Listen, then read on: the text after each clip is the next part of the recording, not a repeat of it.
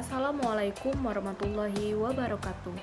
Perkenalkan, nama saya Mercy Piasuita, NIM 2019143635 dari Program Studi Pendidikan Guru Sekolah Dasar Universitas PGRI Palembang.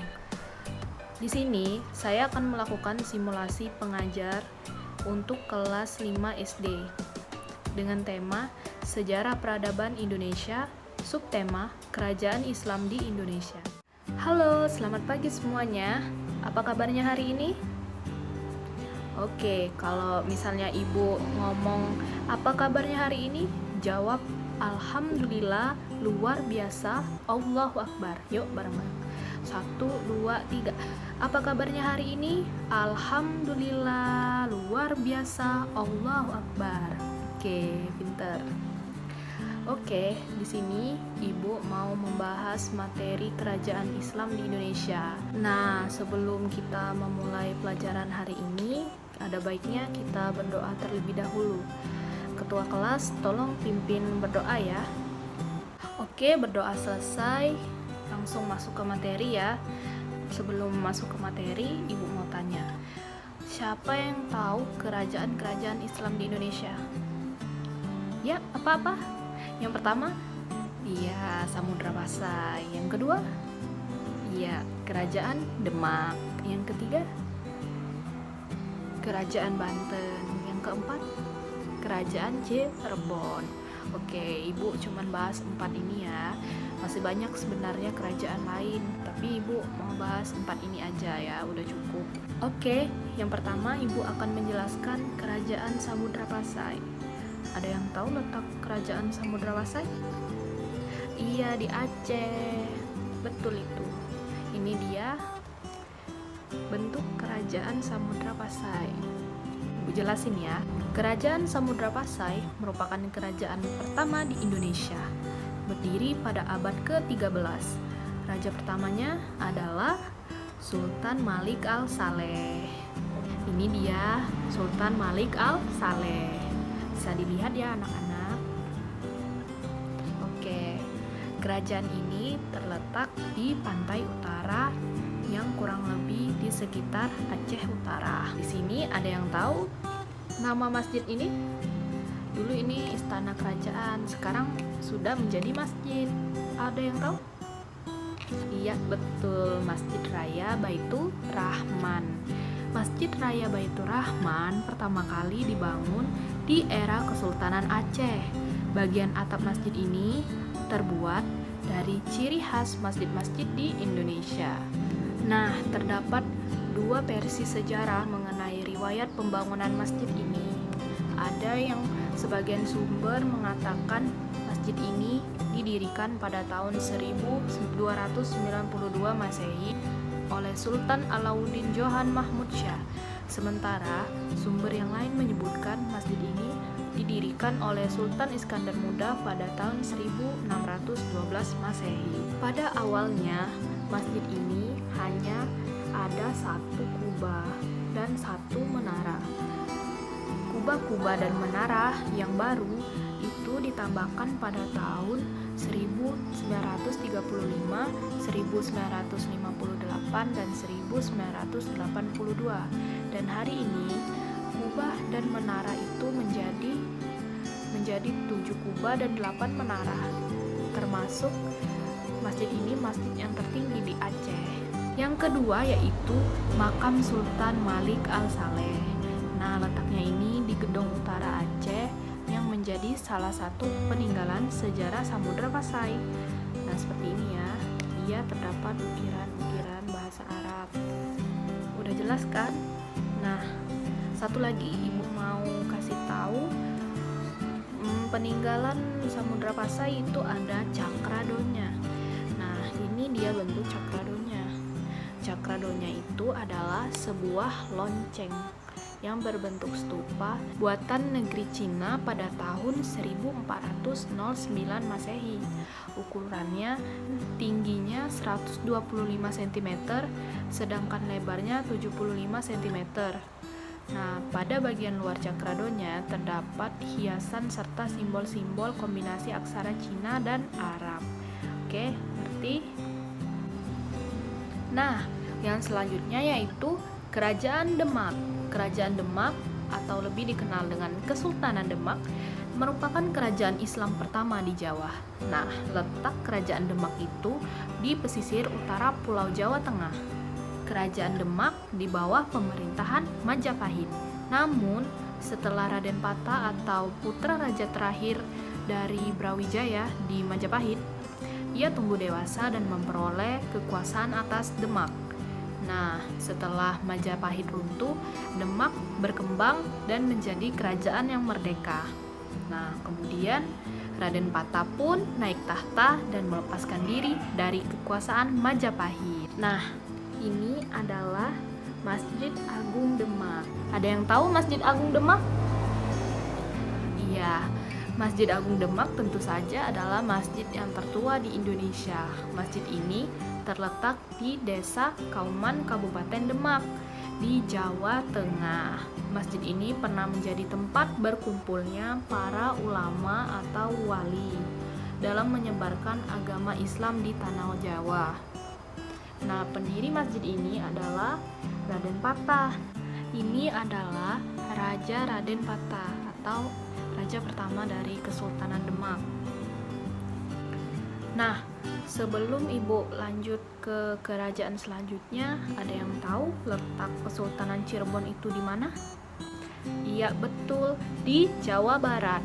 Nah, Kesultanan Cirebon merupakan kerajaan Islam pertama di Jawa Barat yang berdiri pada abad ke-15. Kesultanan Cirebon berlokasi di pantai utara Jawa yang menjadi perbatasan antara wilayah Jawa Tengah dengan Jawa Barat. Nah, ini membuat Kesultanan Cirebon menjadi pelabuhan sekaligus jembatan antara dua kebudayaan, yaitu kebudayaan Jawa dan kebudayaan Sunda. Pangeran Walangsungsang itu dianggap sebagai pendiri pertama Kesultanan Cirebon. Ini dia.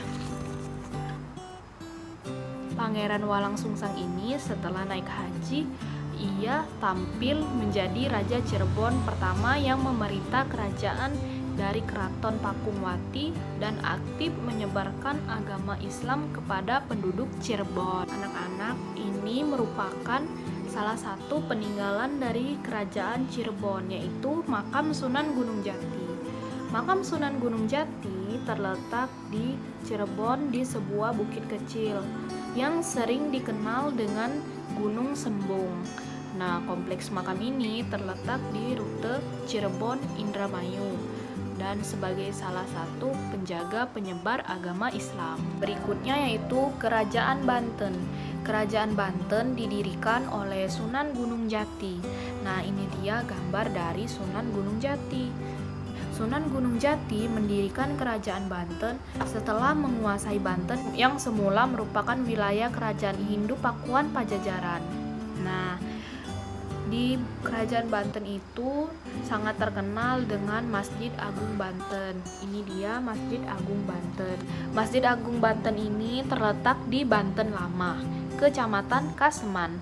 Keunikan yang dimilikinya adalah ini menara yang berbentuk mercusuar. Nah, bagian atap masjid ini mirip pagoda. Nah, pada bagian kanan dan kiri itu terdapat serambi makam Kesultanan Banten dan keluarganya. Nah, anak-anak, sebelum kita melanjutkan materi selanjutnya, kan udah jenuh denger Ibu jelasin materi terus. Nah, di sini Ibu mau ngajakin kalian nyanyi. Oke, nyanyiannya itu tentang 4 kerajaan Islam tadi. Lagu yang Ibu karang ini Ibu pakai backsound naik becak ya. Jadi insya Allah kalian pasti mudah paham. Yuk sambil tepuk tangan biar seru. Ayo kawan semua, mari kita belajar cerita kerajaan Islam di Indonesia. Ingat nama-namanya dan letak wilayahnya. Semua itu sejarah bangsa kita. Satu samudra pasai ada di Aceh Utara. Sultan Malikus Saleh itu sultan pertama. Yang kedua adalah Kerajaan Demak. kerajaan Islam terbesar di Jawa, pantai utara Jawa. Itulah letaknya Sultan Raden Patah, itu sultan pertama. Yang ketiga adalah kerajaan Cirebon yang berada di Jawa Barat. Pangeran Walang Sungsang itu sultan pertama, dan sultan yang terkenal Sunan Gunung Jati. Lalu berikutnya kerajaan Banten yang berdiri di Tatar Pasundan. Maulana Hasanuddin itu sultan pertama. Beliau merupakan seorang pangeran dari Wali Songo, Sunan Gunung Jati. Semua itu kerajaan Islam. Nah, lagu itu nanti dicatat dan dihafalkan ya. Nanti minggu depan kita nyanyi bareng lagi, oke? Biar kita cepet ingat 4 kerajaan tadi. Selanjutnya, Ibu mau menjelaskan tentang contoh karya seni Islam di Indonesia. Nah, Ibu di sini menjelaskan cuma 3, yaitu hikayat, terus apa lagi? Iya, kaligrafi dan beduk. Nah, di sini Ibu mau menjelaskan hikayat. Nah, ini adalah bentuk hikayat.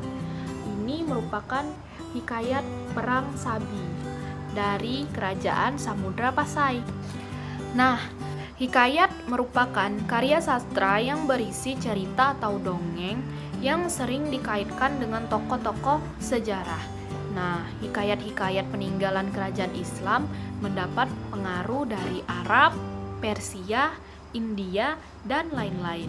Kebanyakan hikayat-hikayat pada awalnya berisi dakwah kepada masyarakat atau ajakan kepada umat Islam supaya memperkuat keimanannya. Yang kedua adalah kaligrafi. Nah, ini contoh salah satu dari kaligrafi. Ada banyak ya ragam kaligrafi. Nah, kaligrafi itu merupakan suatu seni artistik tulisan tangan serta meliputi hal-hal perjilidan yang berkembang di negara-negara yang umumnya memiliki warisan budaya Islam. Yang ketiga yaitu beduk. Nah, di sini pasti anak-anak sudah tahu ya beduk. Kalian tinggal amati saja masjid di dekat rumah kalian.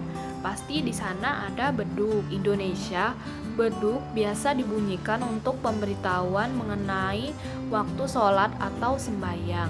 Beduk ini terbuat dari sepotong batang kayu besar atau pohon enau yang sepanjang kira-kira 1 meter. Nah, bagian tengah batang dilubangi. Lalu ia berbentuk tabung besar. Nah, pada masa itu juga belum ada pengeras suara, sehingga beduk sangat diandalkan oleh masjid-masjid di berbagai daerah di Indonesia. Nah, suara beduk bisa terdengar hingga jarak puluhan bahkan ratusan meter, sehingga menjangkau masyarakat dalam satu desa. Oke anak-anak, waktunya sudah habis, materinya juga sudah habis. Nah, di sini ada yang mau ditanyakan? Oke, kalau tidak ada sudah paham ya. Oke, terima kasih semuanya. Sebelum Ibu tutup, kita berdoa dulu ya menurut agama dan kepercayaan masing-masing. Ketua kelas tolong dipimpin. Oke, selesai. Baiklah, Ibu tutup ya. Wassalamualaikum warahmatullahi wabarakatuh. Baiklah, itu saja yang dapat saya paparkan mengenai pengajaran di SD kelas 5. Mungkin ada kurang kata atau kata-kata yang tidak jelas, saya mohon maaf kepada Allah, saya mohon ampun. Saya akhiri, wassalamualaikum warahmatullahi wabarakatuh.